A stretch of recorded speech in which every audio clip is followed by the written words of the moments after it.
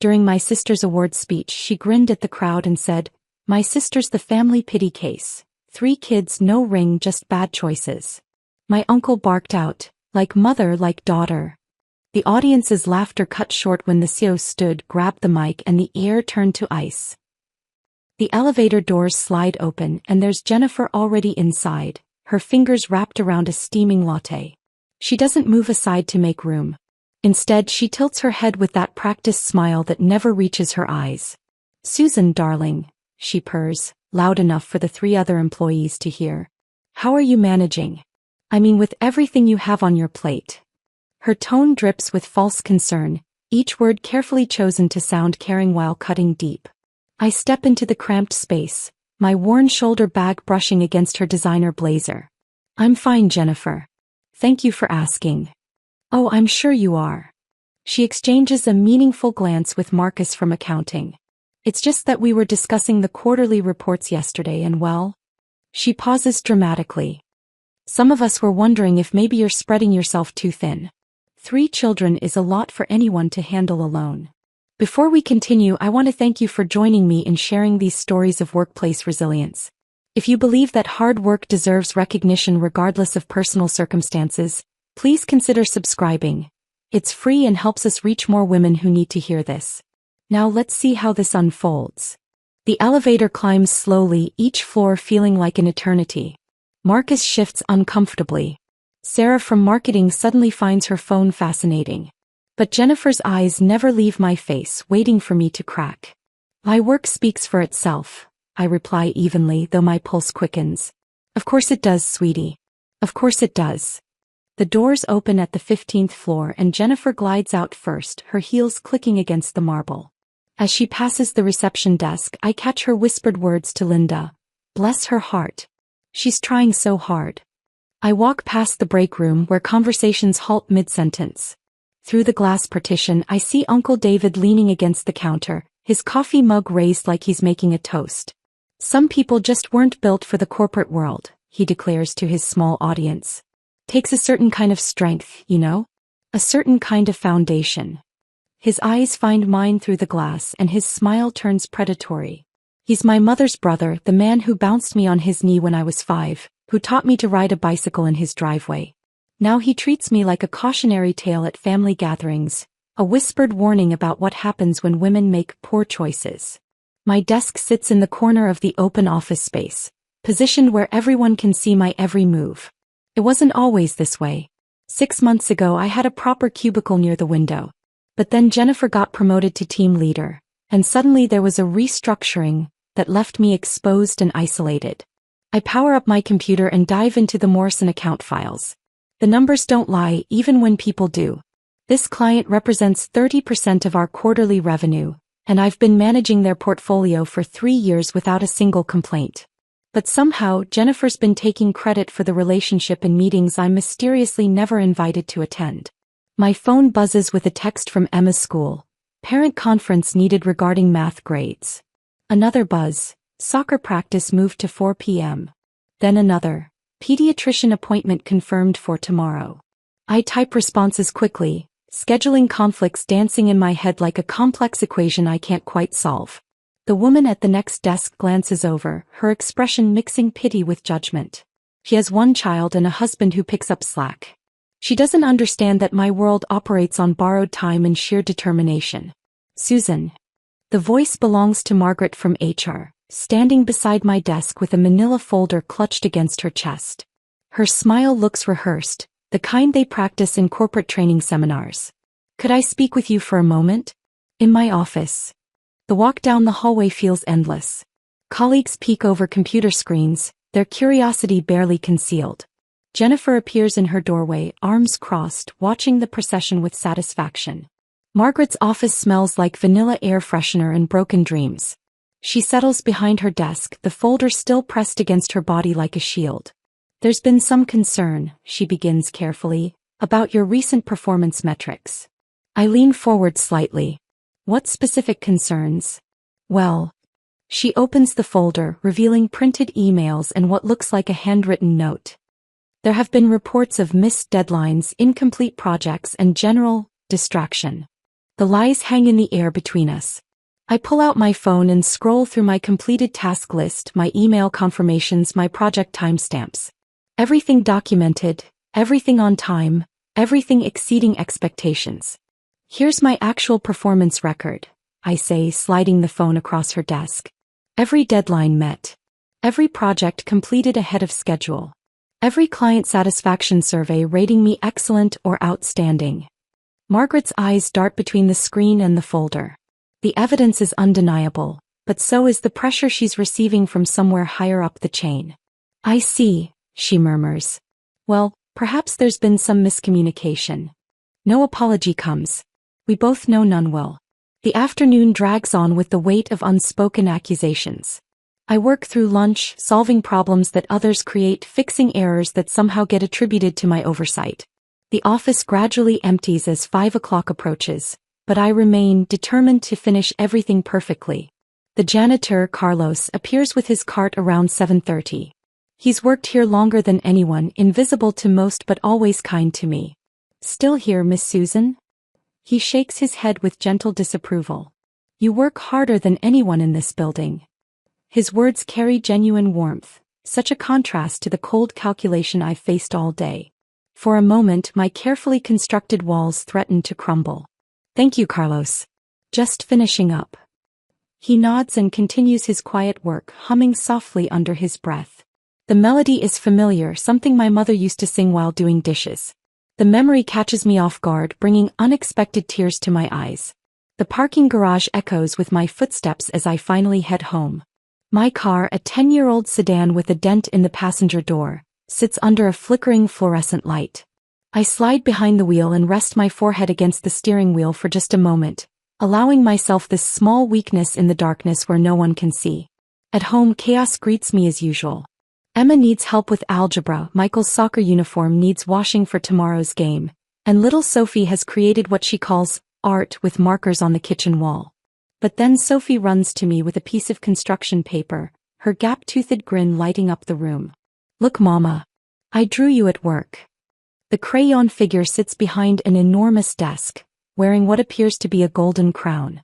Purple and pink flowers surround the drawing, and in the corner she's written, "The Boss," in shaky letters. You're the boss, Mama, she declares with absolute certainty. The biggest boss in the whole world. I kneel down and pull her close, breathing in the scent of her strawberry shampoo. In her eyes, I'm not a failure or a cautionary tale. I'm a queen ruling from a magnificent throne. If only the rest of the world could see what she sees.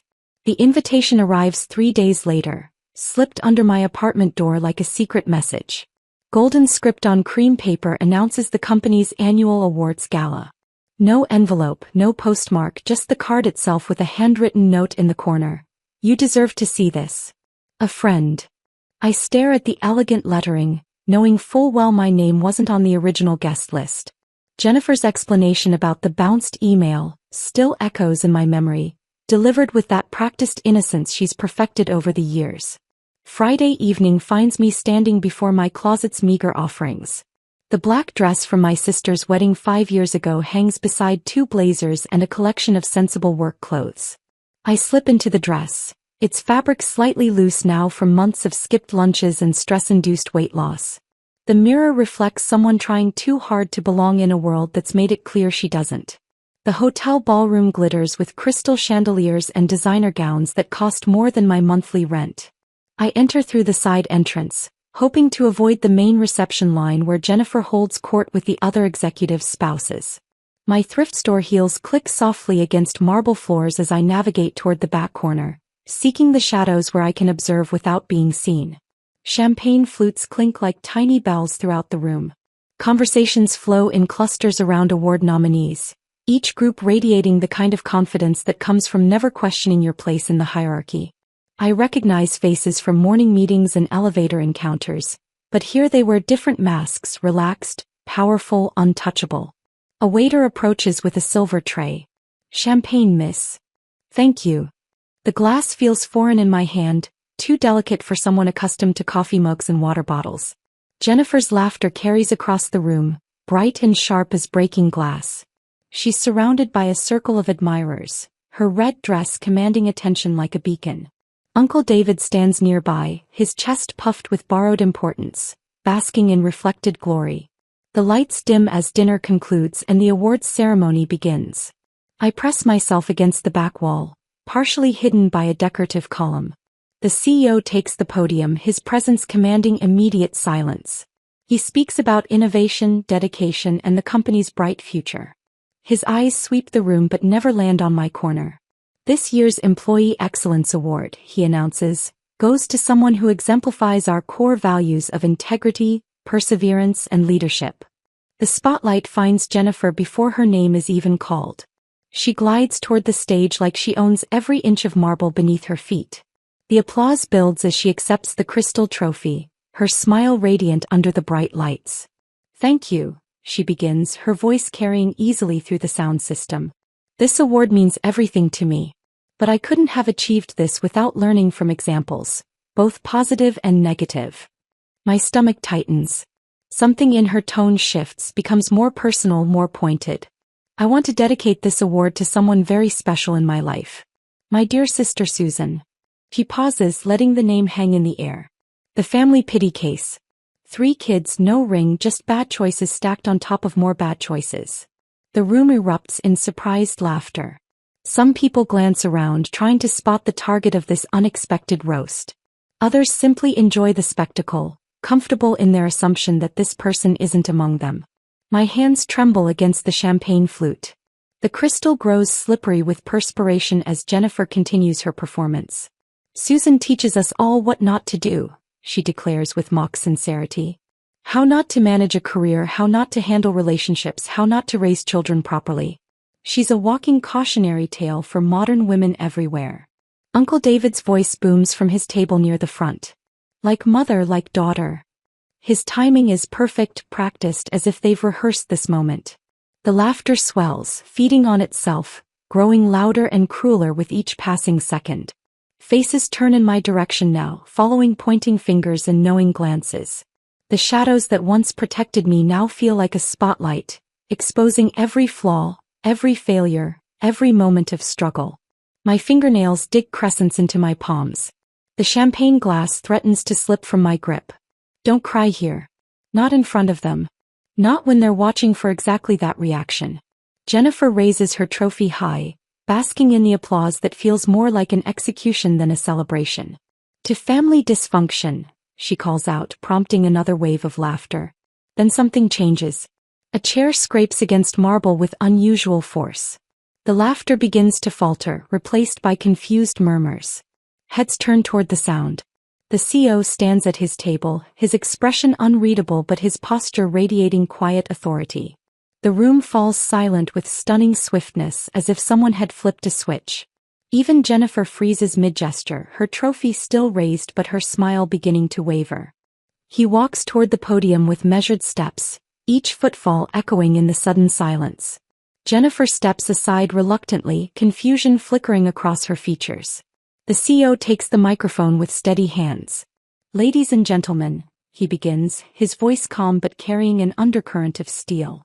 "I have an announcement to make." My heart pounds so loudly I'm certain the entire room can hear it. Every pair of eyes in the ballroom shifts between the stage and my corner, creating an invisible line of tension that threatens to snap.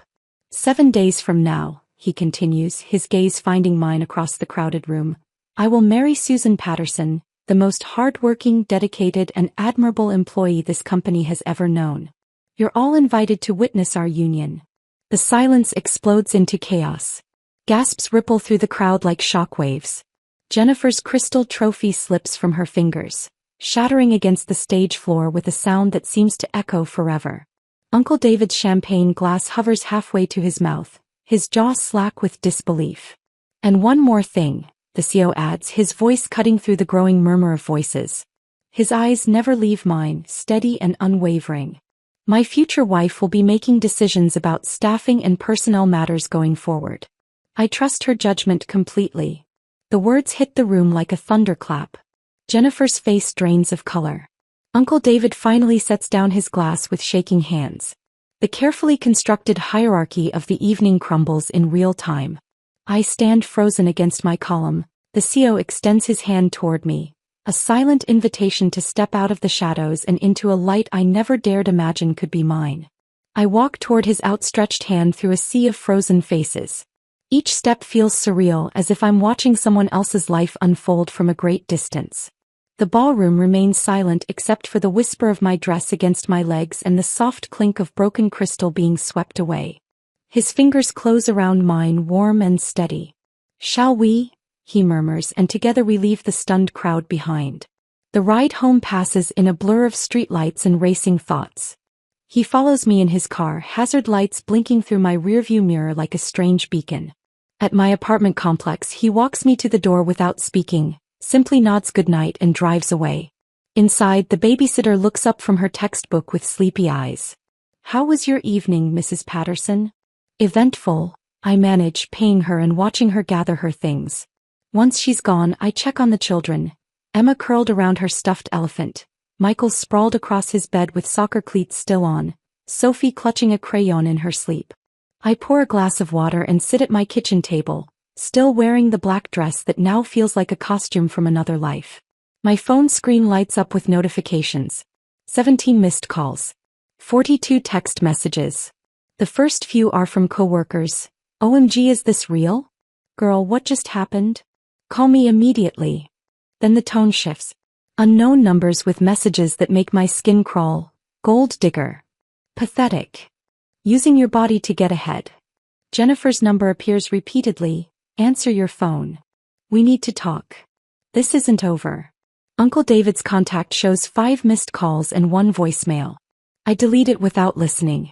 Sleep comes in fragments between anxiety and adrenaline. Every time I close my eyes, I see Jennifer's face crumbling as the trophy shattered. The sound of that crystal hitting marble plays on repeat in my mind. My alarm buzzes at 6, though I've been awake for an hour already. The children need breakfast, lunch money, permission slips signed. Normal life continues despite the earthquake that's shifted everything beneath us. "Mama, you look different," Sophie observes over her cereal bowl. "Different how, sweetheart?" She tilts her head, studying me with the intense focus only children possess. "Shinier. Like when I use the good crayons instead of the broken ones." Emma glances up from her homework folder. "There's something you're not telling us, isn't there?" My eldest daughter has inherited my ability to read between lines, to sense undercurrents that others miss. It's both a gift and a burden I wish I could spare her. "We'll talk tonight," I promise, kissing the top of her head. "After school, after soccer practice, when we have time to really talk." The drive to work feels different. The same route, the same traffic lights, but everything has changed. My phone buzzes with a new message as I park. "Breakfast meeting. 9 a.m. My office. Raymond." His first name in text form startles me. For 3 years he's been Mr. Coleman, or the CO. Now he's Raymond, a man who stood up in a crowded room and claimed me as his own. The office lobby buzzes with unusual energy. Conversations halt as I pass. Eyes follow my movement to the elevator.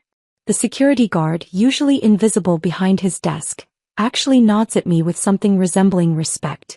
Jennifer's office door stands open, but she's nowhere to be seen. Her assistant, Patricia, glances up nervously. "She called in sick," she whispers conspiratorially. "First time in 4 years." The elevator to the executive floor requires a special key card. I've never been up there, never had reason to venture into the realm of corner offices and mahogany furniture. Today the security desk hands me a temporary pass without question. Raymond's office overlooks the city through floor-to-ceiling windows. He stands with his back to the door, hands clasped behind him, watching traffic move like tiny toys far below. 2 coffee cups sit on a small conference table, steam rising in the morning light. "Thank you for coming," he says without turning around. "I wasn't sure you would." "I wasn't sure either." He turns then and I see something unexpected in his expression: vulnerability. This powerful man who commands boardrooms and makes million-dollar decisions looks uncertain, almost boyish. "About last night," he begins, settling into the chair across from me. "I spoke without thinking. The situation demanded action and I—" He pauses, searching for words. "I couldn't stand watching them tear you down." I wrap my hands around the coffee cup, grateful for its warmth. "You barely know me." "I know enough." His voice carries quiet conviction. 3 years of watching you work twice as hard for half the recognition. Seeing you stay late while others take credit for your ideas. Observing how you handle every crisis with grace while they create new ones. The coffee tastes expensive, rich and smooth in a way that my usual office brew never manages. So this was about fairness? Justice? Partly. He leans back, studying my face. But also about something I've been thinking about for months. Your brilliance, your strength, your refusal to break despite everything they've thrown at you. My laugh comes out sharper than intended. I'm not sure brilliance includes being a single mother living paycheck to paycheck. The circumstances of your life don't diminish your worth, he says simply. If anything, they prove your resilience. We sit in silence for a moment, city sounds filtering up through the windows. Car horns, construction noise, the distant rumble of a passing train. What you did last night, I finally say, it can't be undone. People will expect. I know. He meets my eyes directly. Which is why I'm asking, would you consider making it real? Not the marriage announcement, that was impulse. But partnership. Real partnership, both professional and personal. The word, trust, hovers between us, unspoken but heavy with meaning. I think of my ex-husband's promises, his lies, the way love became a weapon in his hands. I'm not sure I can trust a man again. I admit, the word's raw and honest. He doesn't flinch, doesn't rush to reassure me with empty platitudes. Take your time. No pressure. But know this, yesterday changed everything, whether we move forward together or not. You'll never be invisible again. His smile transforms his entire face, erasing the corporate mask I've grown accustomed to seeing in boardrooms. Partnership it is, Raymond says, extending his hand across the polished conference table. Equal footing, shared decisions, mutual respect. I shake his hand, surprised by the calluses on his palm. Somehow I'd expected the hands of a CEO to be soft, untested. When do we start? How about now? He pulls out his phone and dials a 3-digit extension. Margaret? Please prepare the paperwork for Susan Patterson's promotion to Senior Vice President of Operations. Effective immediately. And schedule a company-wide meeting for tomorrow morning. The words hit me with unexpected force. Senior Vice President. Not just a title change, but a complete transformation of my position within the company hierarchy. My hands tremble slightly as I set down The rest of the morning passes in a whirlwind of paperwork, orientation meetings, and security badge updates. My new office sits 3 floors up from my old desk, with windows that actually open and a door that closes. The nameplate reads Susan Patterson, SVP Operations, in elegant brass letters.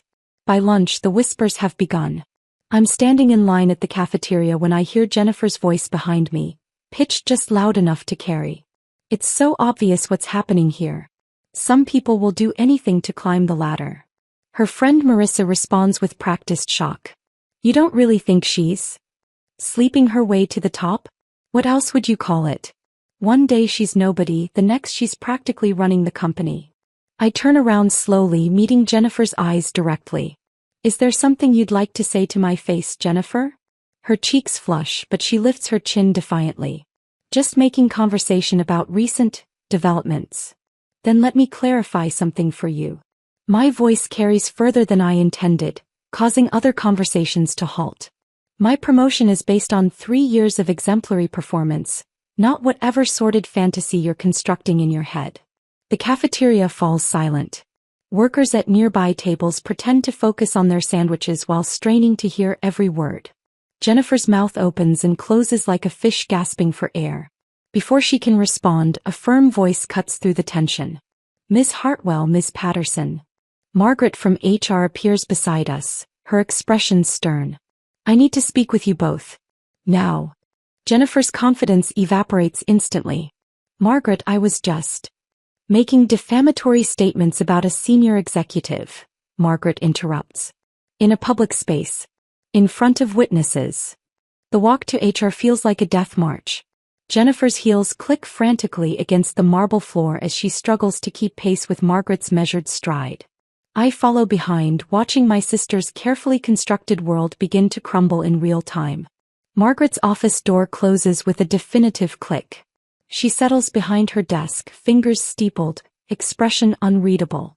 Miss Hartwell, in the past 24 hours, we've received 17 separate reports of inappropriate comments regarding Ms. Patterson's promotion. All of these reports include direct quotes attributing these comments to you. Jennifer's face drains of color. I was just... You were engaging in workplace harassment and creating a hostile work environment, Margaret states flatly. Both are grounds for immediate termination. The word, termination, hangs in the air like a sword. Jennifer looks at me desperately, perhaps expecting some intervention, some sisterly mercy. But I remain silent, hands folded calmly in my lap. However, Margaret continues, Ms. Patterson has requested that we handle this as a learning opportunity rather than a disciplinary action. You'll be attending sensitivity training, and any future incidents will result in immediate dismissal. Jennifer's relief is palpable, but it's mixed with something else. Confusion, maybe even grudging respect. She nods rapidly, agreeing to terms she probably hasn't fully processed. As we leave HR, Jennifer catches my arm in the hallway. Why? She whispers. Why didn't you let them fire me? I pause, considering her question. Because you're still my sister. Even when you forget that I'm yours. The afternoon brings my first executive committee meeting. The boardroom intimidates with its polished mahogany table and leather chairs that cost more than my monthly salary. Department heads file in, their expressions ranging from curiosity to barely concealed hostility. Uncle David arrives last, his face thunderous. He takes his seat across from me without acknowledgement, his jaw set in hard lines. Raymond calls the meeting to order, his voice carrying the authority that silenced an entire ballroom just days ago. Before we begin regular business, I want to introduce our newest executive team member. Susan Patterson brings extensive operational expertise and will be overseeing several key initiatives moving forward. Eyes dart between Raymond and me, calculating new power dynamics, measuring shifting alliances. Tom Richardson from finance clears his throat nervously. No disrespect intended, he begins carefully, but this is rather sudden. Ms. Patterson's previous role was vastly underutilized, Raymond finishes smoothly. Which is why we're correcting that oversight now. Uncle David's chair scrapes against the floor as he pushes back abruptly. This is ridiculous. You can't just promote family members whenever. Mr. Morrison, Raymond's voice cuts like steel. Ms. Patterson's qualifications speak for themselves. Unless you have specific concerns about her professional capabilities. The challenge hangs in the air. Uncle David opens his mouth, then closes it again, clearly struggling between family loyalty and professional survival. The Morrison account alone justifies her position. I say quietly, my first words in the meeting. 30% of quarterly revenue, 0 client complaints, consistent growth year over year. I've been managing that relationship personally for 3 years. Silence settles over the room. Several department heads nod slowly, recognition dawning in their expressions. The Morrison account is legendary within the company, our biggest client, our most demanding, our most profitable. I wasn't aware you were the primary contact, Tom admits grudgingly. Most people weren't, I reply evenly. That's going to change. The meeting proceeds with surprising normalcy. I contribute to discussions about budget allocations and strategic planning, my voice steady and confident. People listen, really listen, for the first time in my career. As the room empties, Uncle David approaches my chair. His expression mixes anger with something that might be respect. You think you've won? He says quietly. You think this company is yours now? I remain seated, hands folded calmly on the polished table. You taught me something important, Uncle David. You said business is business. That personal feelings have no place in professional decisions. I'm simply applying the lesson you gave me. His fury wavers, transforming into something approaching bewilderment. The man who bounced me on his knee, who taught me to ride a bicycle, stares at me as if seeing a stranger. This isn't over, he mutters, but the threat lacks conviction. No, I agree softly. It's just beginning. That evening, I sit on my living room floor helping Sophie with the art project. She's cutting construction paper crowns, her tongue poking out in concentration. This one's for you, Mama, she announces, placing a glittery purple crown on my head. Queen Mama. Emma looks up from her homework, studying my face with those perceptive eyes that miss nothing. You look different again. Stronger. Michael bounces a soccer ball against the wall, grinning. Are you really the boss now, Mom? I adjust the paper crown Sophie made, feeling its 3 weeks pass like scenes from someone else's life. My new office overlooks the parking lot where I used to sit in my dented sedan, gripping the steering wheel and fighting back tears. Now I watch Jennifer arrive each morning, her designer heels clicking against asphalt with less confidence than before. Raymond's assistant delivers a manila folder to my desk with the company's letterhead embossed in gold. Inside, 2 personnel files rest beneath a handwritten note. Your decision. No questions asked. R. Jennifer Hartwell. David Morrison. Their employment records, performance reviews, disciplinary actions, everything documented in neat, corporate precision. The power to end their careers sits in my hands like a loaded weapon. I buzz my assistant. Please ask Ms. Hartwell and Mr. Morrison to meet me in my office at 3 o'clock. Together, ma'am. Together. The afternoon crawls by with excruciating slowness. I review quarterly reports, approve budget requests, return phone calls from clients who now speak to me with genuine respect. But my mind keeps drifting to the manila folder, to the 2 people who turned my name into a punchline for years. At exactly 3 o'clock my door opens. Jennifer enters first, her usual swagger replaced by tentative steps. Uncle David follows, his shoulders hunched in a way I've never seen before. They take seats across from my desk like defendants awaiting a verdict. The silence stretches until Jennifer breaks. You're going to fire us, aren't you? Her voice comes out as barely a whisper, all bravado stripped away. I study their faces, Jennifer's makeup slightly smudged around her eyes, Uncle David's hands trembling against his knees. Fear radiates from them in waves, filling the office with desperate energy. No, I say softly. The relief hits them like a physical force. Jennifer's shoulders sag. Uncle David releases a breath he's been holding for weeks. But their celebration is premature and something in my expression must warn them. You'll stay, I continue, my voice calm and measured. You'll clock in every single day. You'll attend every meeting, every company event, every presentation. And you'll watch the family pity case run this company. Jennifer's face crumbles as understanding dawns. Susan, please. You'll see me make decisions that affect hundreds of employees. You'll watch me sign contracts worth millions of dollars. You'll witness the respect I command from clients, from board members, from people who matter. Uncle David's head drops toward his chest. This is cruel. Cruel. I lean back in my chair, fingers steepled. Cruel is humiliating someone at a company gala. Cruel is spreading lies about their performance. Cruel is making a woman's children bear witness to their mother's daily degradation. Tears stream down Jennifer's cheeks now, her carefully applied mascara creating dark tracks. We're family. You taught me that family means nothing when business is involved, I interrupt. Uncle David made that very clear. So this is business. I open the personnel files, spreading their contents across my desk like playing cards. 47 documented instances of workplace harassment. 32 complaints from other employees. Falsified performance reports. Sabotaged projects. Their faces pale further with each revelation. Any one of these infractions justifies immediate termination, I continue. But termination would be mercy. It would let you leave with dignity intact, find new positions, start fresh somewhere else. Jennifer sobs openly now, her composure completely shattered. Uncle David stares at the floor, unable to meet my eyes. Instead, you'll remain here as a daily reminder. Every time you see my nameplate on this door, every time you address me as Patterson in meetings, every time you watch others seek my approval, you'll remember that the woman you tried to destroy is now the one who controls your future. I close the files with deliberate precision. This isn't forgiveness. This is your sentence. Uncle David finally raises his head, his eyes red-rimmed. How long?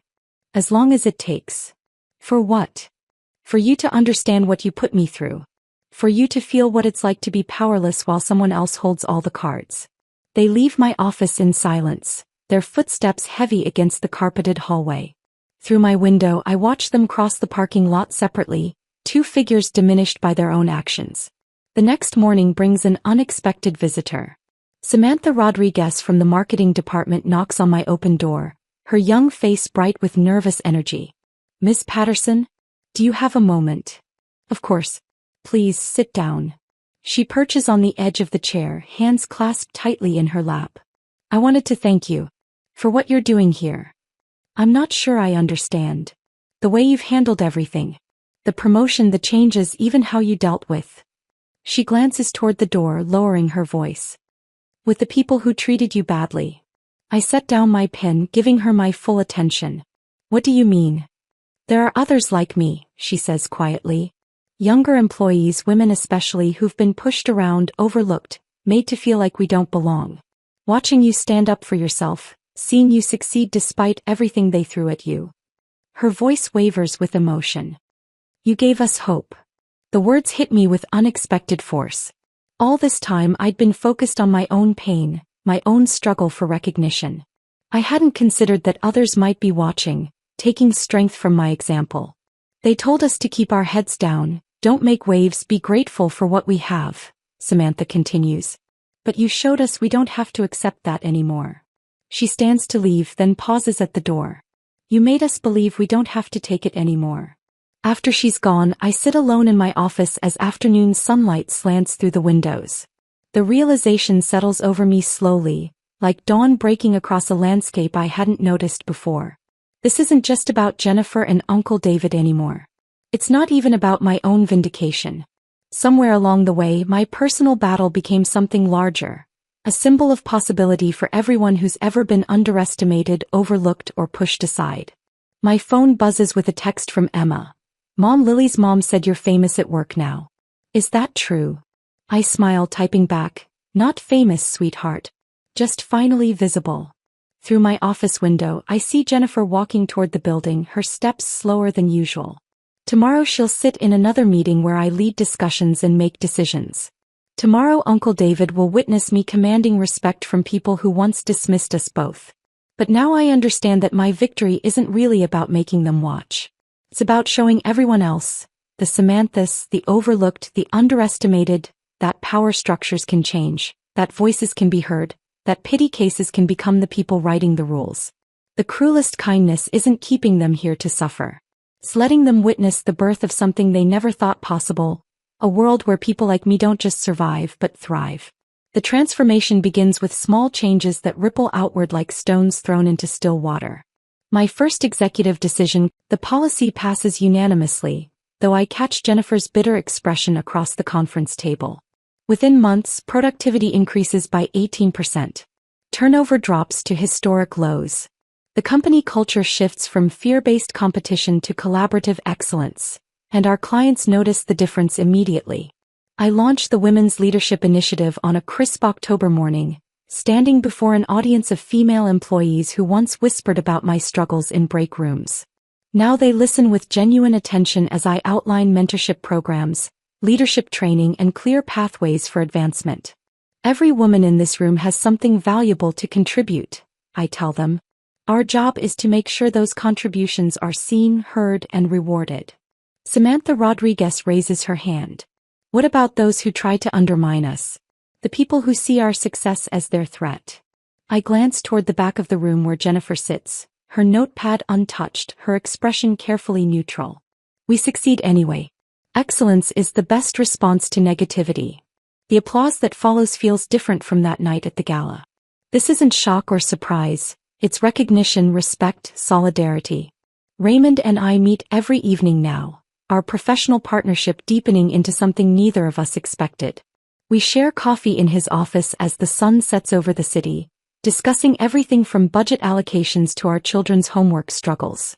The Morrison account renewed for another 3 years, he mentions, sliding the contract across his desk. They specifically requested you remain their primary contact. I scan the terms, noting the increased value, the expanded scope. 38% revenue increase. Not bad for a family pity case. His laugh carries genuine warmth. I love watching you own your success. It took me a while to believe I deserved it. And now? I consider his question while watching traffic move far below. Now I know the difference between deserving something and fighting for it. Turns out the fighting is what makes you worthy. One evening, as we review quarterly projections, he sets down his pen and studies my face. Do you think you'll ever forgive them? Jennifer and David. The question catches me off guard, though perhaps it shouldn't. Forgiveness has become a luxury I'm not sure I can afford. Forgiveness isn't the goal, I say finally. Peace is. And peace doesn't require their absolution. What does it require? Knowing that their opinion of me no longer defines my reality. He nods slowly, understanding something unspoken between us. Our relationship has grown from convenience to genuine partnership, built on mutual respect rather than rescue fantasies. The second annual company gala arrives with less fanfare but more meaning.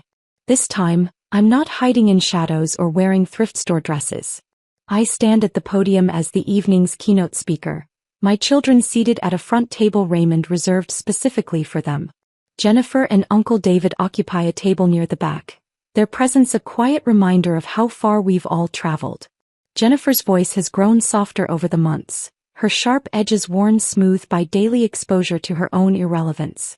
Uncle David speaks in meetings only when directly addressed, his former bluster replaced by careful caution.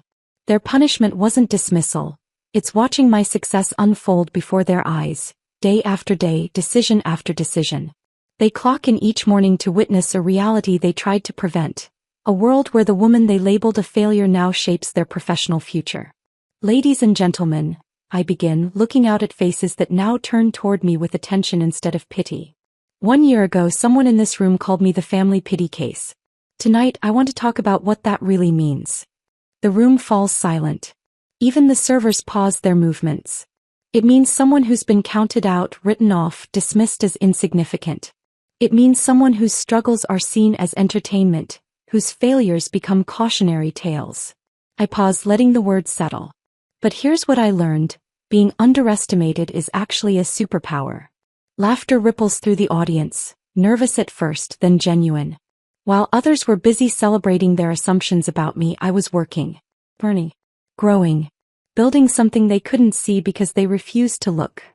Emma stands suddenly, walking toward the stage with something clutched in her hands. Sophie and Michael follow, their faces bright with pride. Together, they present me with a handmade plaque decorated with glitter and construction paper flowers. World's best mom, world's best boss. The applause begins slowly, building like a wave. But this time it's not shock or surprise or even sympathy. It's recognition, respect, celebration of genuine achievement. People stand, their faces reflecting something I've rarely seen directed at me: admiration. This company changed because we all changed, I continue once the applause fades. We chose collaboration over competition, support over sabotage, excellence over politics. That's not my legacy alone. It belongs to everyone who decided to build something better. As I speak, my eyes find Jennifer's table. She's crying quietly, not from humiliation this time, but from something more complex. Perhaps understanding, maybe regret. Uncle David stares at his hands, shoulders slumped with the weight of his own choices. Their presence no longer threatens me. If anything, they've become footnotes in a story that grew far beyond their ability to control or contain. After the gala, Raymond walks me to my car while the children chase each other around the parking lot, their formal clothes already rumpled from the evening's excitement. "You've changed everything," he says quietly. "Not just the company, the way people think about possibility." I watch Emma twirl in her dress, Sophie's gap-toothed grin catching streetlight, Michael's confident stride that mirrors my own newfound certainty. My greatest victory wasn't revenge, I realize aloud. It was reclaiming. I look back at the hotel where conversations continue inside, where new alliances form and dreams take shape, where women like Samantha Rodriguez plan their own rises to power. We keep building, I say simply. We keep showing others what's possible when you refuse to accept someone else's limitations. The children pile into my car, chattering about the evening's events, about the important people who spoke to them like equals, about their mother who commands respect without demanding it.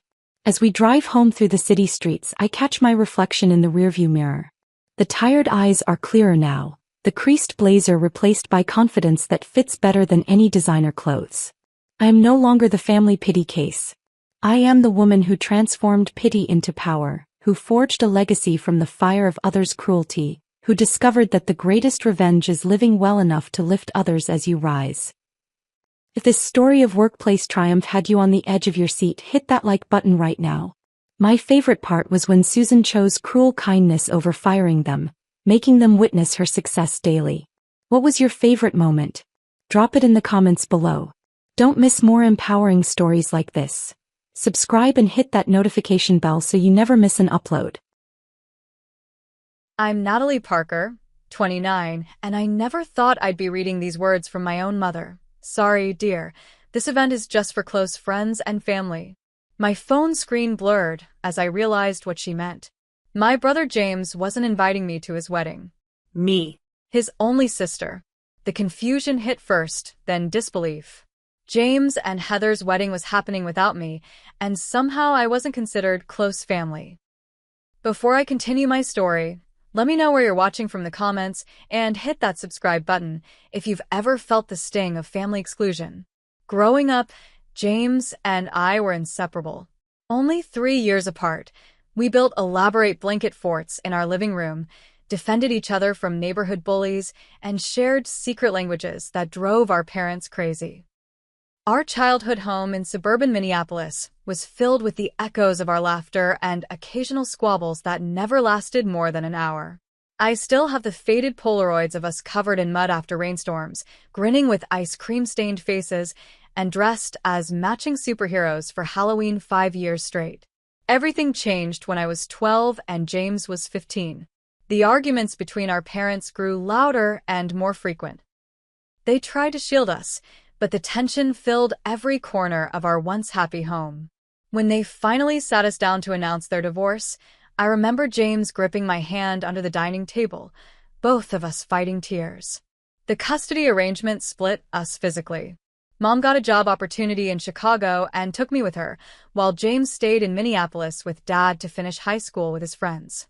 It's just temporary, everyone assured us. You'll see each other all the time. But temporary turned permanent.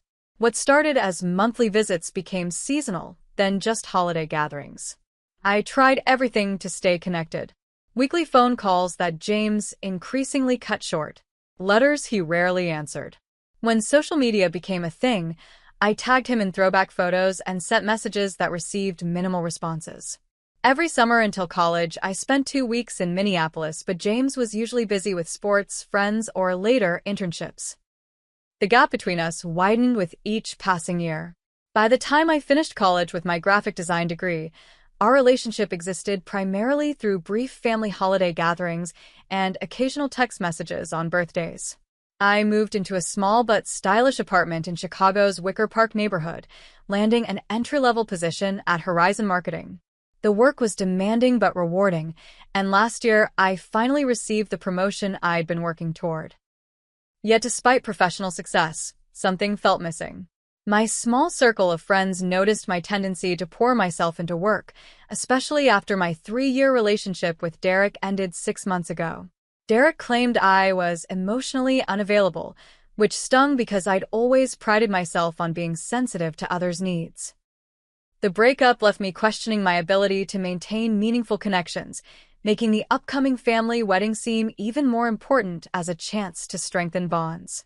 I first met Heather 2 Christmases ago when James brought her to Mom's house in Chicago. She arrived wearing designer clothes that made my carefully selected outfit feel suddenly inadequate. Her perfectly highlighted hair and manicured nails contrasted with my more natural look. James seemed different around her, more concerned with appearances than I'd ever seen him. During dinner preparation, I overheard Heather whispering to James in the hallway, "Your sister's a bit much, isn't she?" All those questions about our relationship.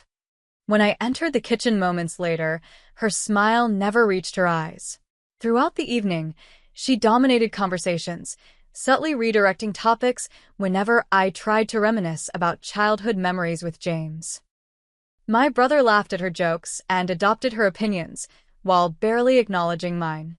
After they left, Mom gently suggested I try to get along with Heather for James's sake. I nodded, determined to make an effort despite the knot in my stomach. When their engagement announcement came 6 months later via Facebook rather than a personal call, I swallowed my hurt and sent an enthusiastic congratulatory message. I immediately began saving for what I assumed would be bridesmaid expenses. Even if not in the wedding party, I'd need a special outfit, travel costs, and a meaningful gift. I researched creative present ideas that might highlight the bond James and I once shared, hoping to use the wedding as an opportunity to rebuild our connection. In my daydreams, the celebration would soften Heather's attitude toward me, and James would remember the importance of family. I even practiced a potential toast, wanting to strike the perfect balance between humor and heartfelt emotion. As months passed with no details about the wedding, I casually mentioned it during our brief Thanksgiving interaction. James said they were still figuring things out and changed the subject. I noticed Heather watching this exchange with a satisfied expression. Still, I remained hopeful, continuing to set aside money and browsing dresses online. I marked the approximate date on my calendar with a heart, imagining how the day would bring our fractured family together again. The text from Mom came on a Tuesday morning as I was rushing to catch the L train to work. At first, I only glanced at the notification, planning to read it fully once I reached the office. But the words about James's wedding caught my eye, and I stopped abruptly on the sidewalk, causing the businessman behind me to stumble. "Sorry," I muttered, stepping aside to read the full message. "Natalie, honey, I need to tell you something about James's wedding. It's in 2 weeks at the Lakeside Manor.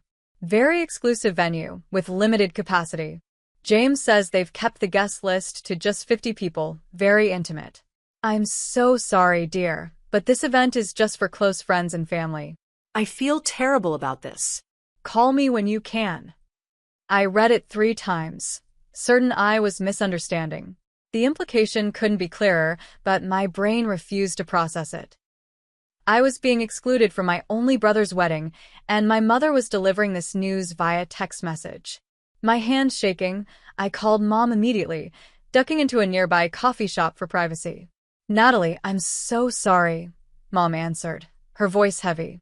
"I just found out myself yesterday. I told James he should be the one to tell you. But 2 weeks." My voice sounded strange, distant.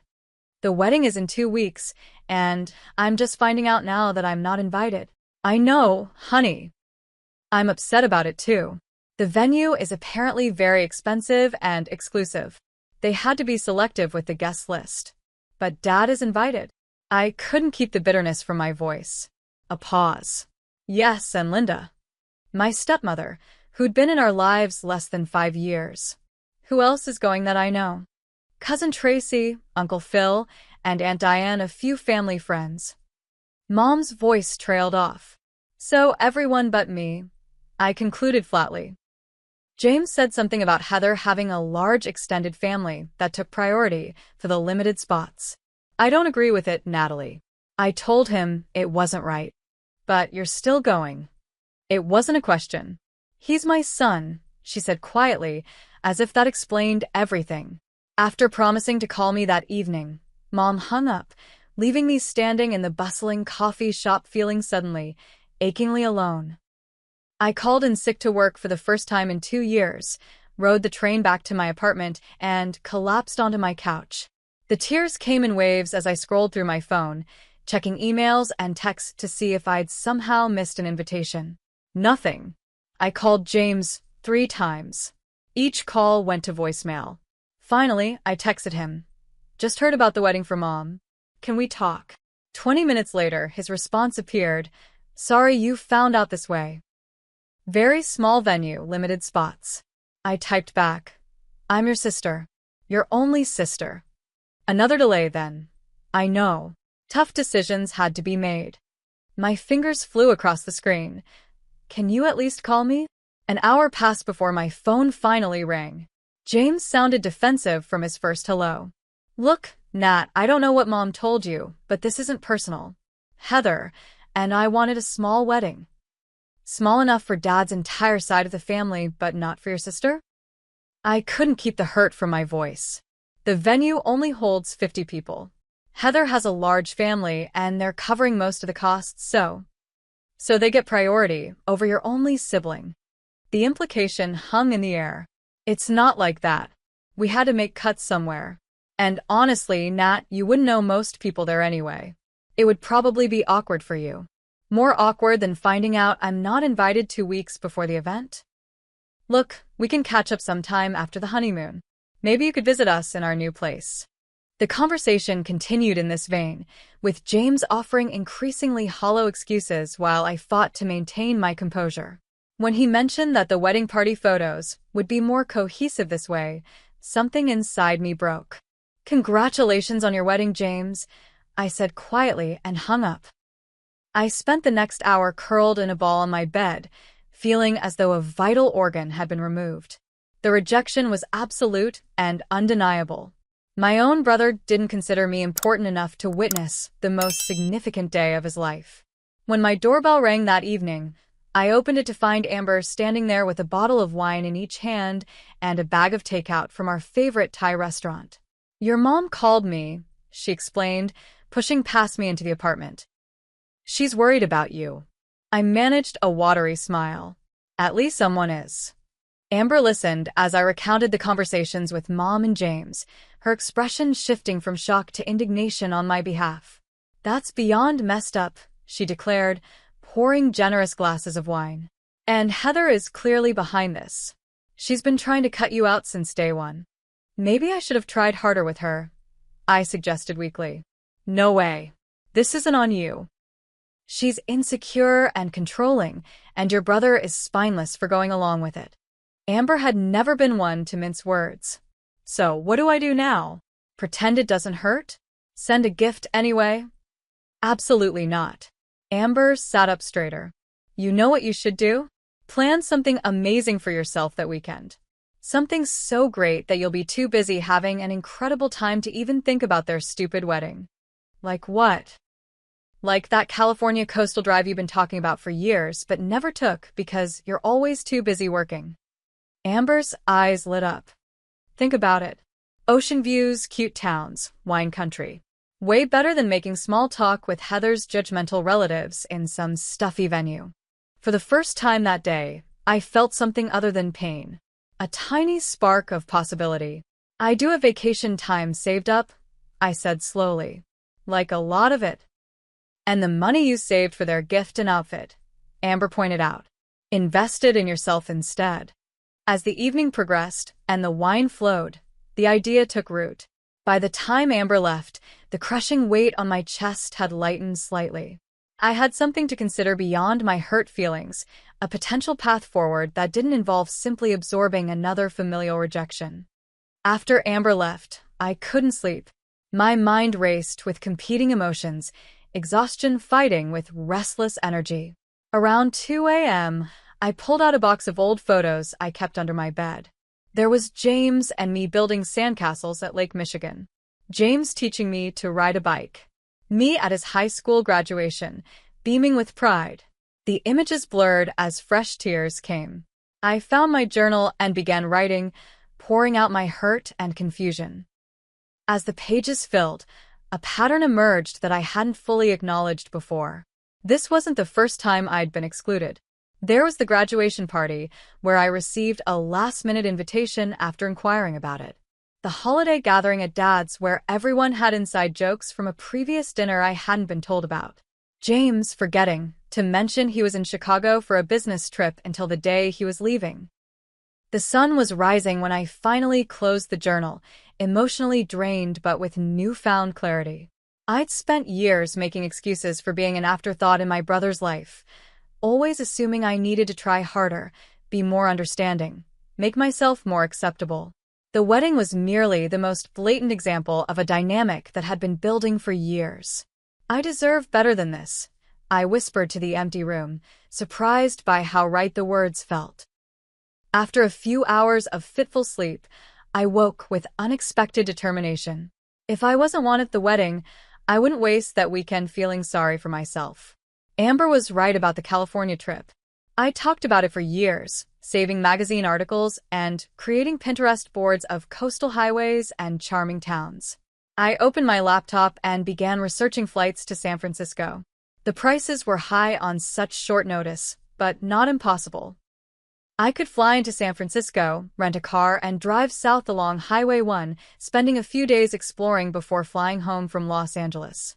The logistics were daunting but exciting. With growing enthusiasm, I pulled up my vacation balance at work. I had nearly 3 weeks saved, having taken only a few long weekends over the past 2 years. I drafted an email to my boss, Stephanie, requesting the week off, explaining I had a personal opportunity that couldn't wait. Her surprised but supportive response came within the hour. I've been telling you to use your vacation time for ages. Of course you can take the week. The team can handle things here. Enjoy whatever you've got planned. Next came the budget calculations. Between the wedding outfit fund, the gift money I'd set aside, and my regular savings, I could make this work without financial strain.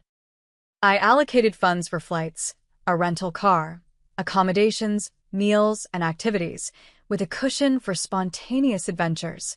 The rental car was my first big decision. Something practical would be cheaper, but the image of driving a convertible down the Pacific Coast Highway kept surfacing in my mind.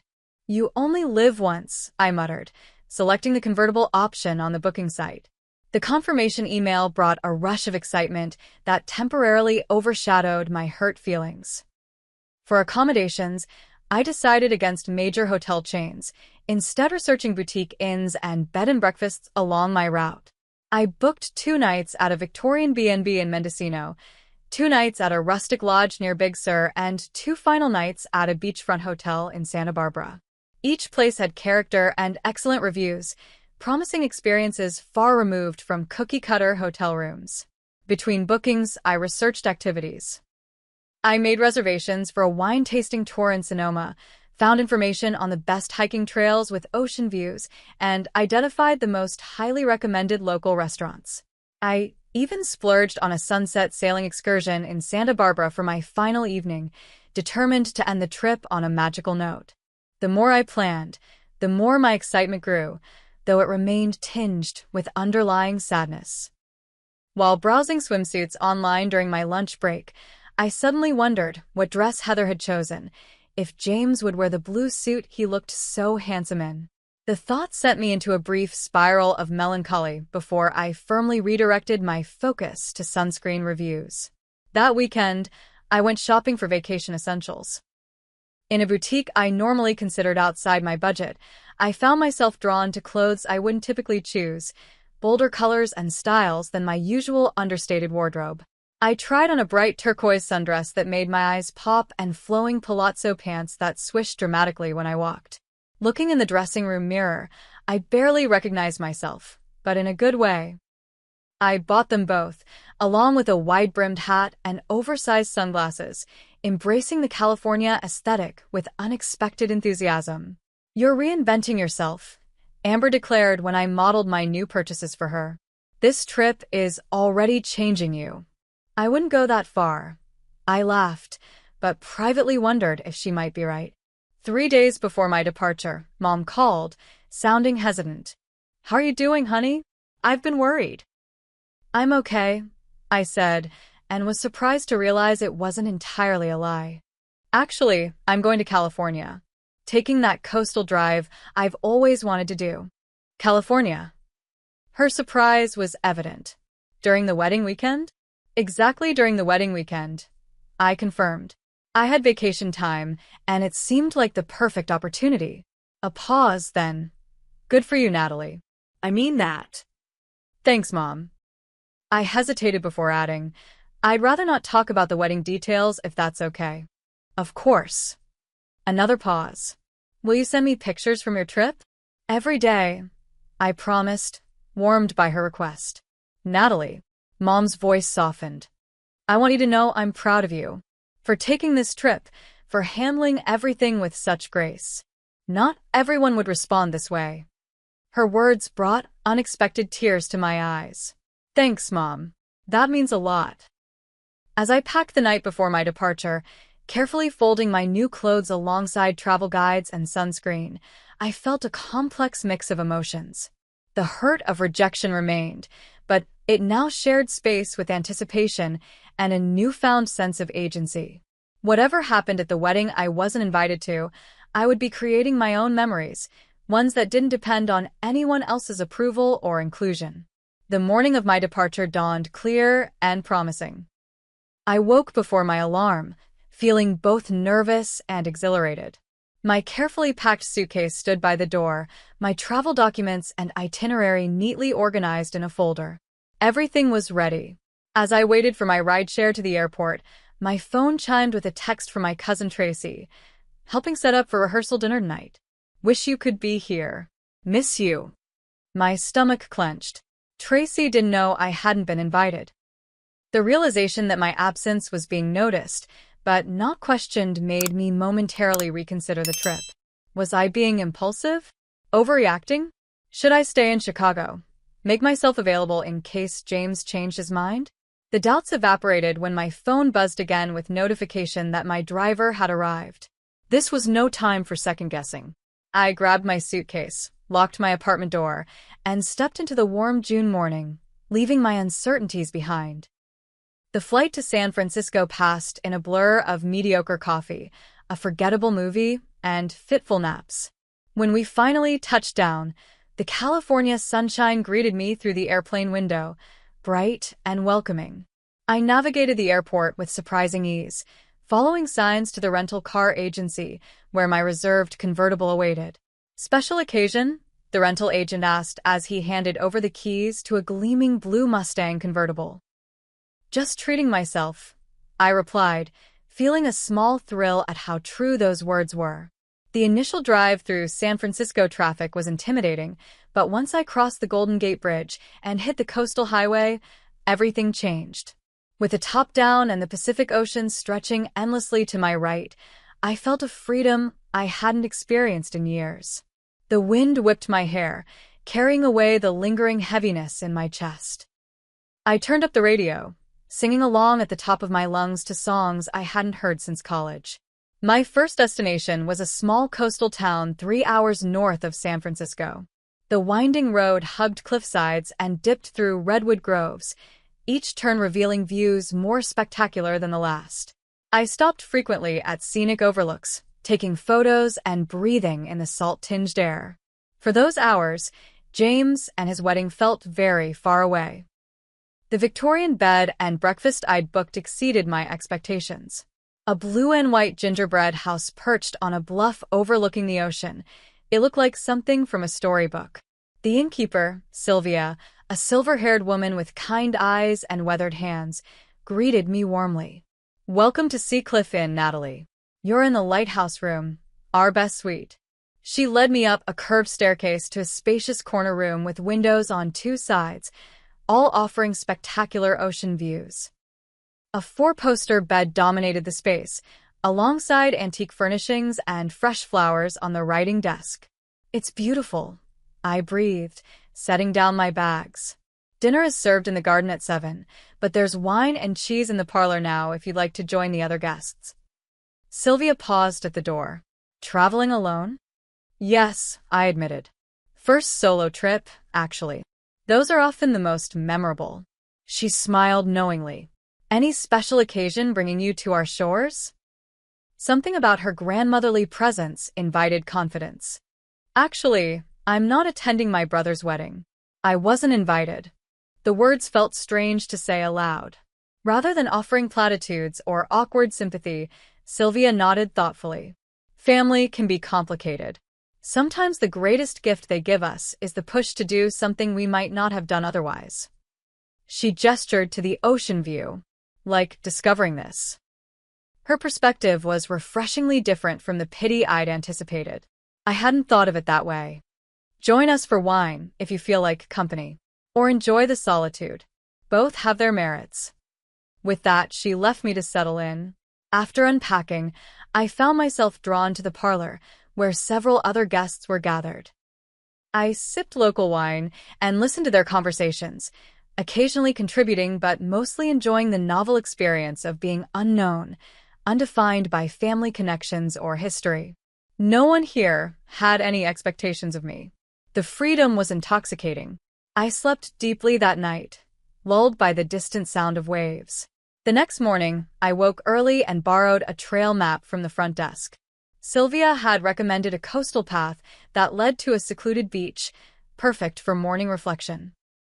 The trail wound through cypress trees and wild grasses, occasionally offering glimpses of the ocean below. After 30 minutes of moderate hiking, I emerged onto a small, perfect crescent of sand, completely deserted at this early hour. I sat on a smooth driftwood log and pulled out the journal I'd brought along. For the first time in days, I allowed myself to fully examine my feelings about James's wedding. The hurt remained, but the frantic edge had softened. Writing in this beautiful setting, I could see more clearly how the wedding exclusion was symptomatic of larger patterns in our relationship. I'd been holding on to an idealized version of our childhood closeness, refusing to acknowledge how far we'd drifted. Perhaps this painful episode was forcing a necessary reckoning. I took photos of the beach, the twisted cypress trees, the way the morning light played on the water. Photography had been a serious hobby in college, abandoned as work consumed more of my time. Using just my phone camera, I rediscovered the joy of framing a perfect shot, of capturing light and shadow. Back at the inn, I selected the best photos and posted them to Instagram with a caption. Sometimes the unexpected detour becomes the best part of the journey. Day 1 of California Adventure. Hashtag solo travel, hashtag coastal views, hashtag new beginnings. I knew my family members would see it. The timing wasn't accidental, coinciding with what would likely be the wedding rehearsal dinner. But the post wasn't merely performative happiness for their benefit. The photos captured genuine moments of peace I'd experienced that morning. After breakfast, I explored the small town on foot, wandering through art galleries and boutiques. In a local cafe, where I stopped for lunch, I noticed a man about my age sitting alone, studying a hiking map similar to mine. He caught me looking and smiled. "First time visiting?" he asked. "Is it that obvious?" I laughed. "You have that taking it all in expression," he explained. I remember feeling the same way my first time here. He introduced himself as Michael, a photographer from Seattle on a working vacation, capturing images for a travel magazine. "Any recommendations for someone new to the area?" I asked, surprising myself with my forwardness. "Actually, there's some amazing tide pools just north of here that most tourists miss. I'm heading there this afternoon if you'd like to see them." Noticing my hesitation, he added, "Totally understand if you prefer exploring solo. No pressure." Something about his easy manner and passion for photography resonated with me. After a moment's consideration, I declined, explaining I had plans for the afternoon but asking about other local spots worth visiting. We chatted comfortably for another 20 minutes before he left for his tide pool expedition, but not before writing his number on a napkin. "In case you want recommendations for other stops on your coastal journey," he explained. "I've photographed most of this coastline over the years."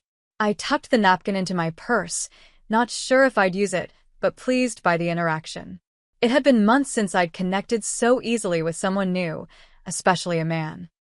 The brief conversation left me feeling more confident about navigating the rest of my solo adventure. I woke the next morning to multiple notifications on my phone. My Instagram post had garnered likes and supportive comments from friends, but also a message from Mom. "Beautiful photos, honey. Everyone at the rehearsal dinner was asking about you." Attached was a group photo from the restaurant, James and Heather at the center surrounded by family members. Everyone was smiling, dressed in their finest, champagne glasses raised in toast. My father stood proudly beside James, his arm around my stepmother Linda. Mom looked elegant, but slightly uncomfortable at the edge of the frame. The image hit me harder than I expected. This was the first visual confirmation that the wedding preparations were proceeding without me. These were people I'd known my entire life, celebrating a momentous occasion from which I'd been explicitly excluded. More photos followed throughout the morning as various family members posted highlights from the evening. Cousin Tracy shared pictures of the elaborate floral arrangements she'd helped create. Uncle Phil posted about the emotional father-son toast. Each notification felt like a small dagger. I'd planned to visit a nearby state park that day, but as the wedding-related posts continued to appear, my enthusiasm waned. Instead, I found myself scrolling obsessively through social media, noting who was there, what they were wearing, how happy everyone looked without me. The beautiful coastal view from my window seemed suddenly irrelevant compared to the family gathering I was missing. By noon, I'd fallen into a dark spiral of self-pity. I canceled my park reservation, ordered room service, and drew the curtains, shutting out the perfect California day. When Sylvia called to check if everything was all right, I claimed a migraine, too embarrassed to admit I was hiding from Instagram photos. Around 4 p.m., a text from an unknown number appeared. Hope you're enjoying your second day in paradise. Those tide pools were even better than I remembered. Any interest in grabbing dinner? No worries if not. Michael, guy from cafe. I stared at the message, my immediate instinct to decline. I wasn't in the right headspace for socializing. But the thought of spending the entire evening alone with my spiraling thoughts was equally unappealing. Actually not feeling great today. Rain check. I responded a small concession to possibility. 20 minutes later, there was a knock at my door. When I opened it, Michael stood there holding a paper bag. I heard from Sylvia, you weren't feeling well. I was picking up dinner from the best seafood place in town, and thought you might like some too. No obligation to socialize. He held out the bag. Their clam chowder is legendary, supposedly cures all ailments. The unexpected kindness from this virtual stranger brought a lump to my throat. That's really thoughtful. Would you like to come in?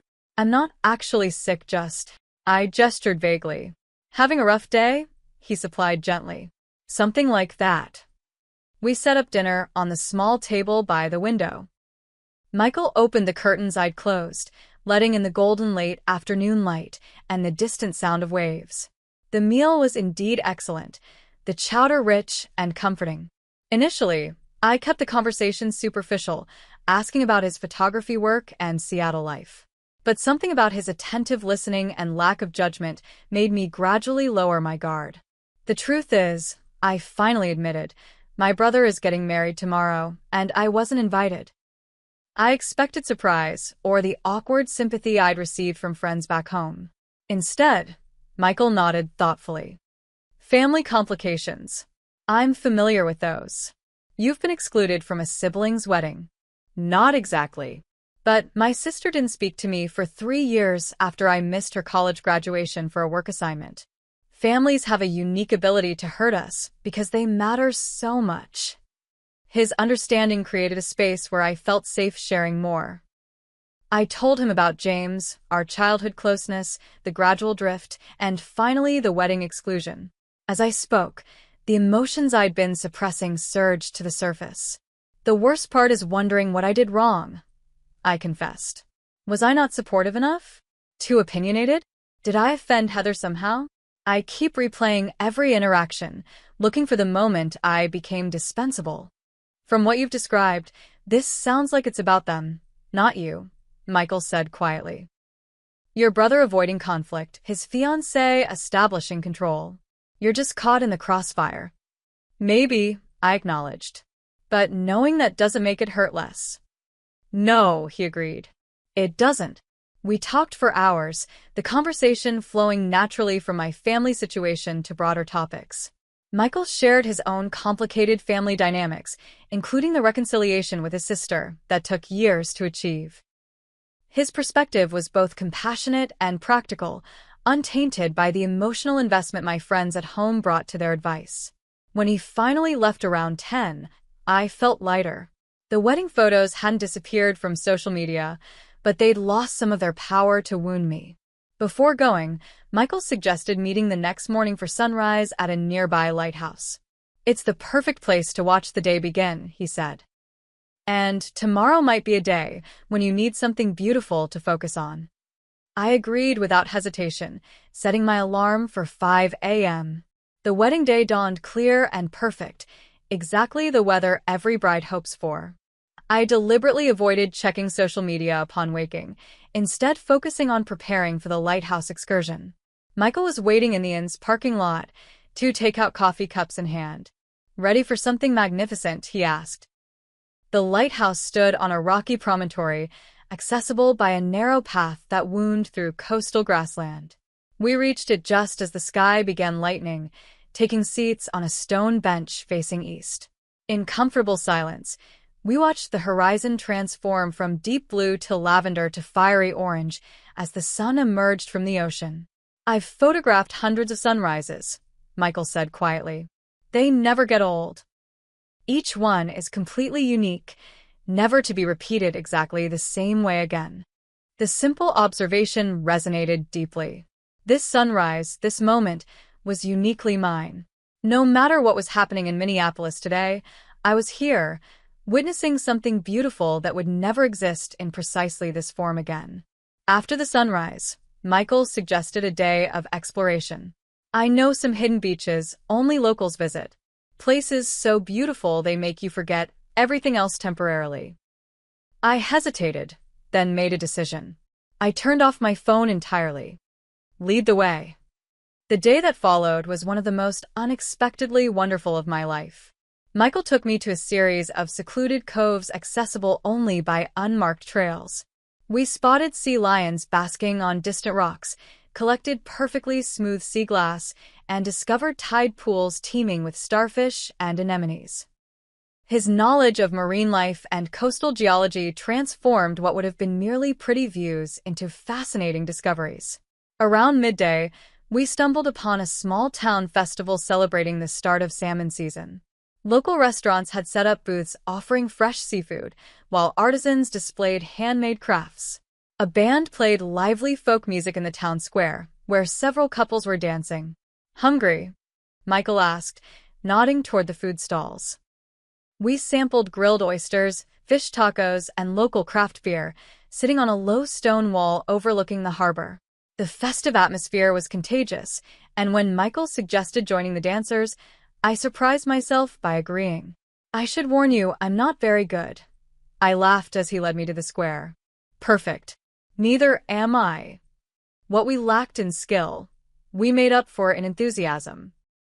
The band played song after song as we twirled and laughed, occasionally colliding with other equally uncoordinated dancers.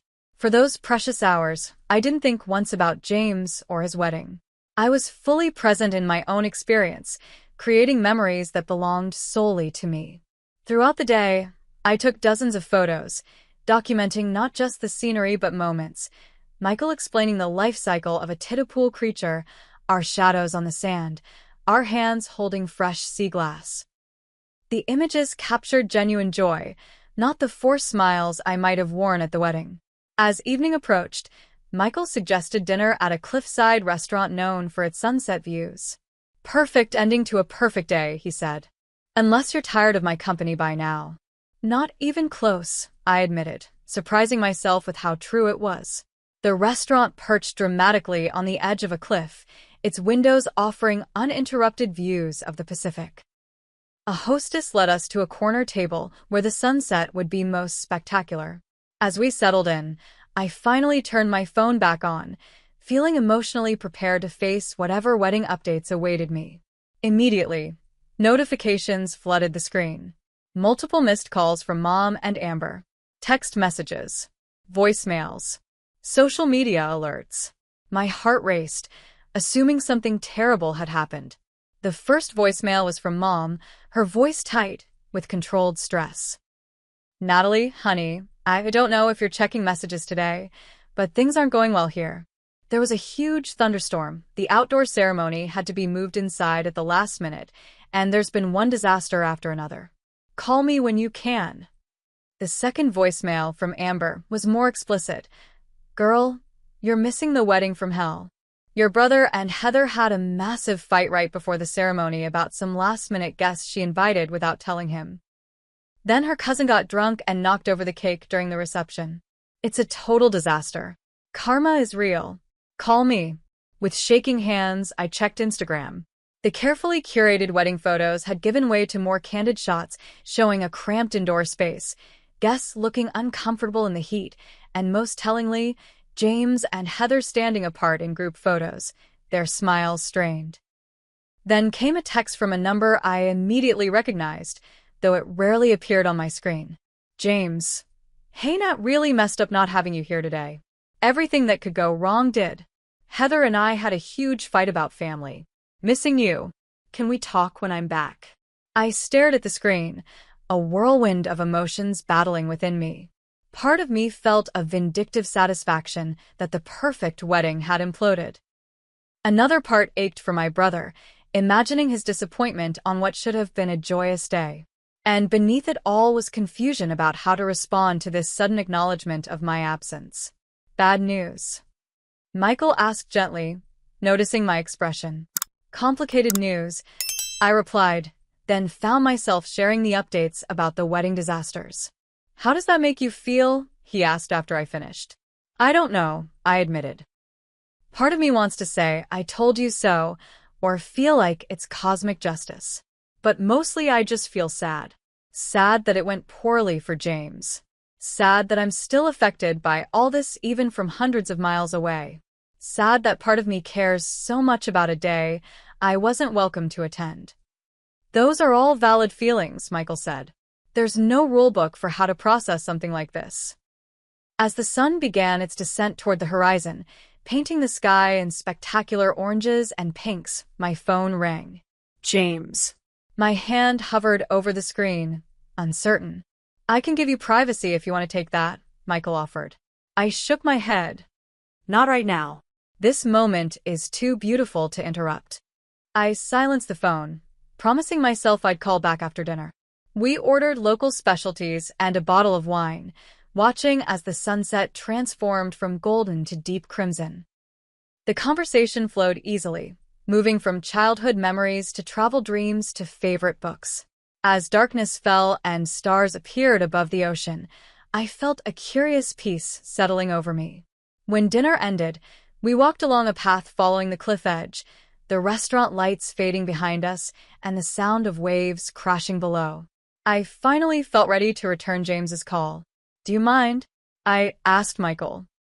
Take all the time you need, he said, moving a short distance away to give me privacy while remaining visible in the moonlight. James answered on the first ring. Nat, thank God. I've been trying to reach you all day. I had my phone off, I explained. I'm in California. California? Mom mentioned something about a trip, but I thought she was covering for you. He sounded genuinely surprised. Look, Nat, I really screwed up. Not inviting you was Heather's idea. She said having you there would make things complicated because of some weird idea that you don't approve of her. That's not true, I protested. I know that now, he sighed. We had a huge fight about it this morning when I found out she'd invited her ex-boyfriend without telling me. I said if there was room for him, there should have been room for my sister. That's when she admitted she deliberately kept you off the list because she feels threatened by our relationship.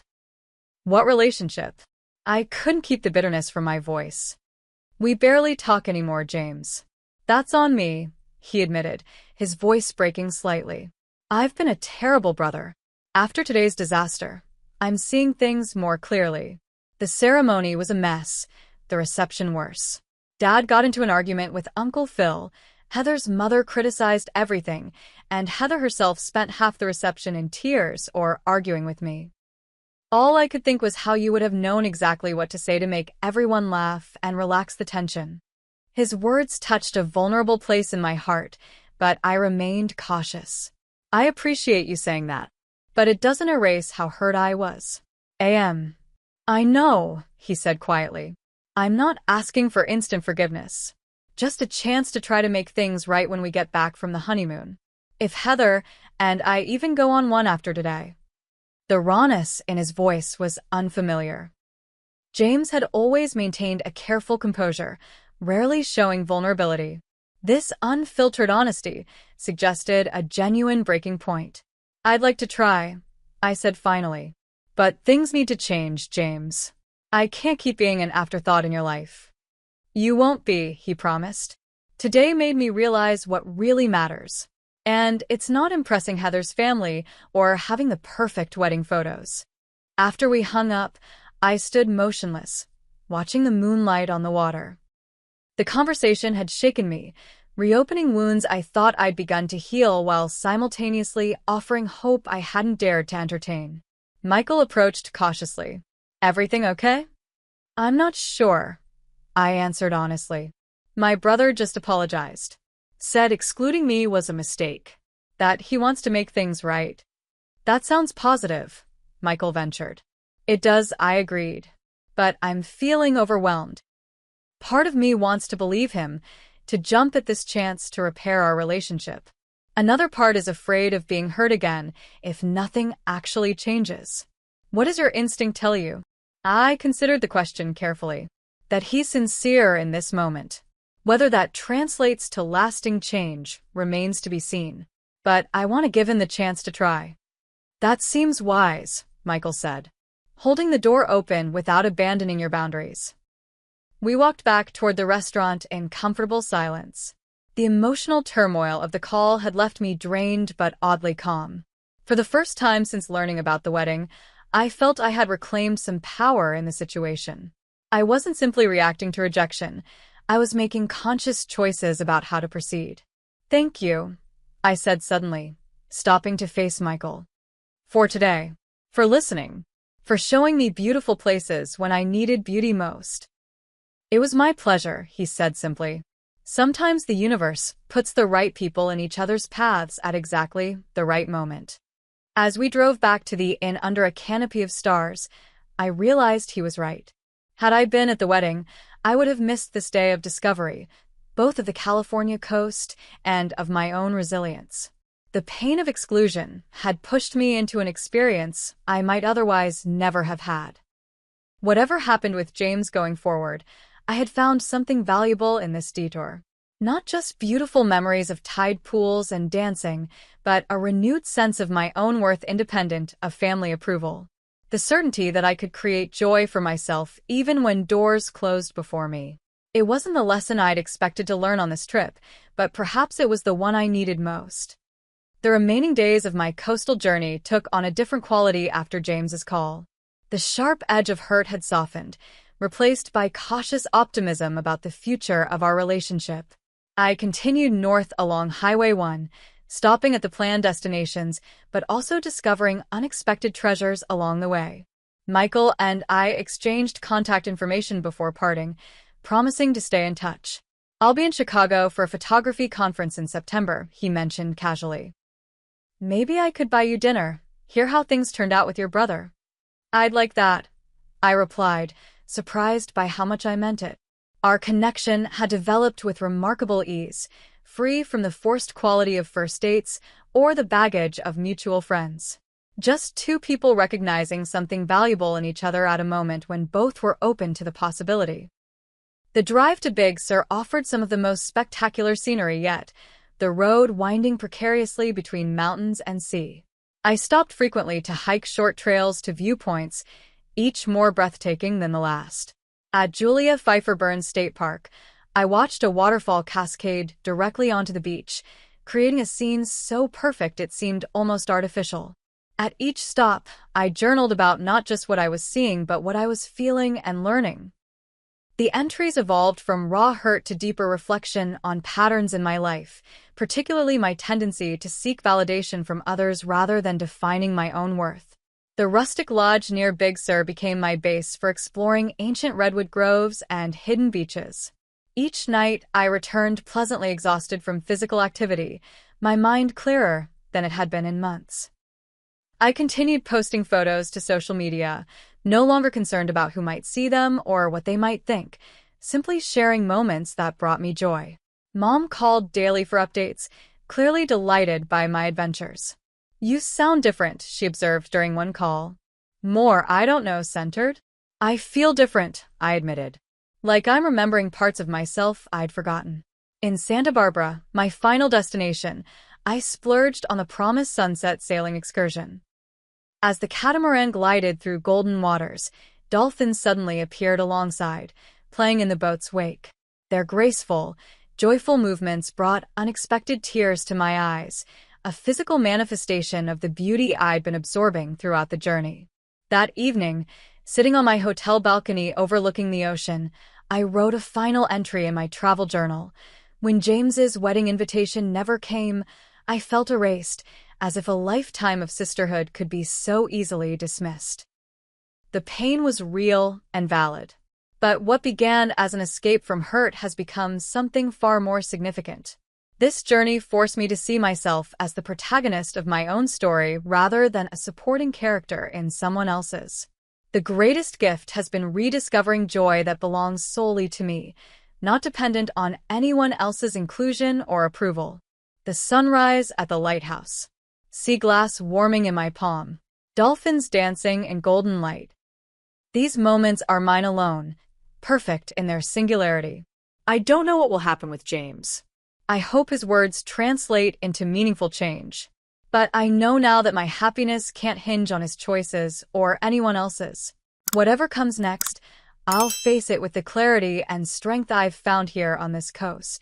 The flight home felt like crossing a threshold between worlds. As Chicago's familiar skyline came into view, I wondered briefly if the insights gained in California would survive re-entry into my regular life. But when I unlocked my apartment door, I saw the space with new eyes, noticing possibilities for change where before I'd seen only the familiar. The next morning, Mom came over for coffee, eager to see my photos and hear more about the trip. She seemed different too, more direct in her communication. "I need to apologize," she said unexpectedly. "I should have taken a stronger stand about you being excluded from the wedding. I was trying to keep peace, but sometimes peace comes at too high a price." "I appreciate that," I said, touched by her acknowledgement. "But honestly, if I'd gone to the wedding, I wouldn't have taken this trip. And the trip gave me something I needed more." She studied my face. "You look good, Natalie. More like yourself somehow." "I feel more like myself," I agreed. We spent the morning scrolling through my photos as I recounted adventures, carefully omitting certain details about Michael that I wasn't ready to share or analyze yet. Mom listened attentively, asking questions and laughing at my stories. For perhaps the first time, she was treating me as an independent adult with experiences worth hearing about, not just her daughter, who needed guidance. 2 weeks after my return, James and Heather came back from their honeymoon. Despite the wedding day drama, they had decided to take the pre-booked trip, though James mentioned briefly that it had been tense at times. He suggested meeting for coffee, just the two of us. We chose a neutral location, a cafe equidistant between our homes. I arrived first, securing a quiet corner table and ordering my usual latte. When James walked in, I was struck by how tired he looked, the usual confidence in his bearing diminished. "Thanks for meeting me," he said, sliding into the seat across from me. "You look great. California clearly agreed with you." "It did," I acknowledged. "It was exactly what I needed." James fidgeted with his coffee cup. "Nat, I don't even know where to start. The wedding was a disaster in so many ways, but the worst part was realizing how I'd let Heather dictate my relationship with my own sister." "Why did you?" I asked directly, a question I might have avoided before the trip. He sighed. "The easy answer is that I wanted to keep peace. Heather has strong opinions, and somewhere along the line, I started prioritizing her approval over everything else. But that's not really an excuse." "No," I agreed quietly. "It's not." When everything fell apart at the wedding, it was like waking up from a daze. Seeing how controlling she can be, how I've been letting important things slip away. He met my eyes directly. "I'm sorry, Nat, truly sorry. Not just about the wedding, but for the last few years of being a lousy brother." The apology was everything I'd hoped for, yet I didn't feel the overwhelming relief I'd expected. Instead, I felt a calm certainty about my response. "I accept your apology," I said carefully. "And I want us to rebuild our relationship. But it needs to be different going forward, James. I can't keep trying to connect with someone who only makes space for me when it's convenient." "That's fair," he nodded. "More than fair." "What about Heather?" I asked. "Where does she stand on all this?" James's expression tightened slightly. "We're working through some things. The wedding day fight opened up a lot of issues we've been avoiding. She knows reconnecting with you is important to me." Noticeably absent was any mention of Heather wanting to make amends herself. I decided not to push the point for now. One step at a time, then. We spent the next hour catching up more genuinely than we had in years. I shared highlights from my trip while he filled me in on family news I'd missed. When we parted with a hug, it felt like a tentative first step toward a new kind of sibling relationship, one built on adult terms rather than childhood patterns. The following months brought gradual but meaningful changes. James and I established a monthly dinner tradition, sometimes with Heather, sometimes just the two of us. Our conversations became more authentic, acknowledging past hurts while focusing on building something better.